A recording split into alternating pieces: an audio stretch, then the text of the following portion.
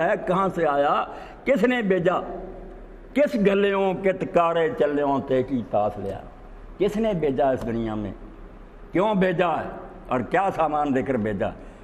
یہ دیکھنے سوچنے کی طاقتیں، نیکی بدی کی تمیز، اتنے اسرا سے تجھے مسلح کیا ہے، تو تیرا کیا خیال ہے کہ یہ اسی طرح سلسلہ چلتا رہے گا، یہ تو مر کر مٹی ہو جائے گا۔ اس لیے اللہ پاک نے یہ سورہ جو ہے اس میں بھی، اور اس سے پہلی سورت جو ختم ہوئی ہے نا قیامہ، وہاں بھی یہی مضمون ہے۔ ایحسب الانسان ان یترک سدی،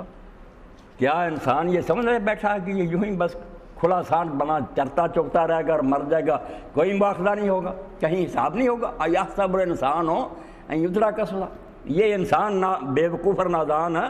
یہ فرض کیے بیٹھا ہوا کہ اسی طرح یہ کھلا چھٹا رہے گا، کبھی نہیں اس سے پوچھا جائے گا۔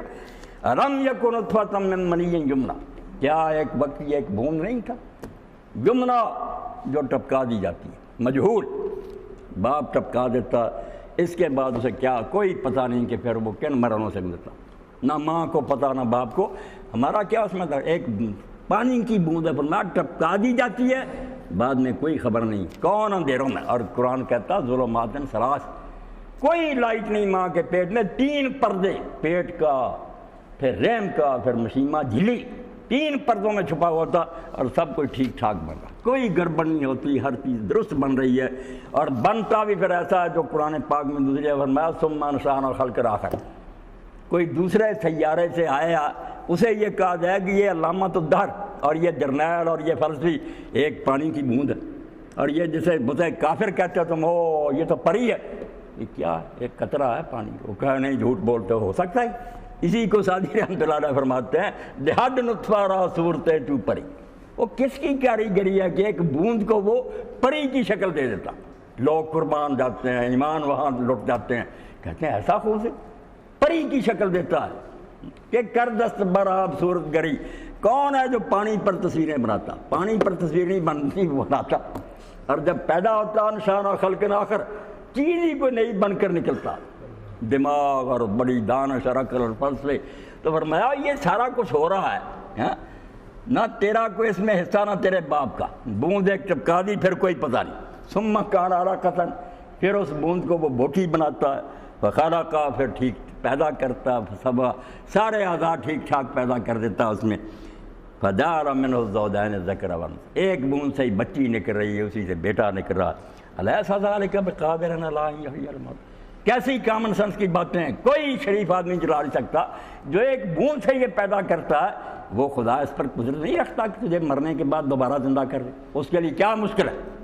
پانی کے قطرے سے بنایا، مٹی کی مٹھی سے بنا دے، پھر اس میں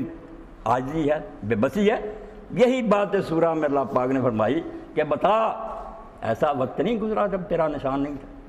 نہ سین شے مذکور کداہیں اندر وقت وہائے، ایک ایسا زمانہ گزرا کہ جب تیرا کہیں نام ہی نہیں ہوتا تھا، فیض وجود عدم تے چمکیا کھولے راز چھپائے، اس نے فضل فرمایا، اوپر سے ذرا سایہ ڈالا، مہربانی فرمائی، کون کہا پیدا ہو گیا، اور چھپے ہوئے راز جو سے سامنے آ گئے، تو اللہ فرماتا کہ ایسا زمانہ گزرا،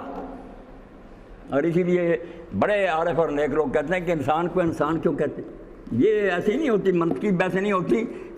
توجہ طلب باتیں ہوتی، جو زندہ در ہوتے ہیں ان کے لیے یہ نقطے بہت اچھے ہوتے ہیں۔ انسان اصل میں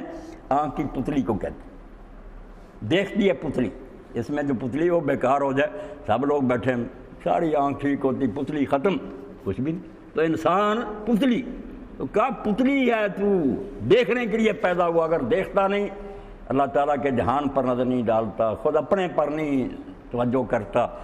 کوئی نہیں سوچ بچار سے تو کام لیتا، تو پھر پتلی ہی نہیں رہا، اندھی ہو چکی، آدمی دید است باقی پوست است، رومی رحمۃ اللہ علیہ فرمایا آدمی کیا ہے، صرف دید کا نام ہے، دیکھتا ہے تو آدمی ہے، نہیں دیکھتا صرف ایک کھال ہے، گوشت پوست ہے، دید آن باشد کے دید دوست ہے، مگر دید بھی وہی قابل اعتبار ہے، ورنہ یہ سارے زمین آسمان کی پیمائش کرے کچھ نہیں، ڈریے، فرمایا دید وہی ہے جو دوست کو دیکھتی ہے، ہر چیز میں نظر آ گیا۔ اور شیخ ابن عربی فرماتے ہیں کہ میرے شیخ جو تھے ابو مدین مغربی رحمۃ اللہ علیہ، وہ فرماتے ہیں میں جس شے کو دیکھتا ہوں وہاں میں با کو یا کے ساتھ بی لکھا ہوا نظر آتا، بی عارف، میں میز دیکھ رہا ہوں مجھے نظر آتا کہ اللہ نے لکھ دیا بی، کہ یہ خود بخود نہیں ہے، میرے سارے قائم ہیں۔ تم بھی چل رہے ہو بھی زمین و آسمان، فرماتے ہر جگہ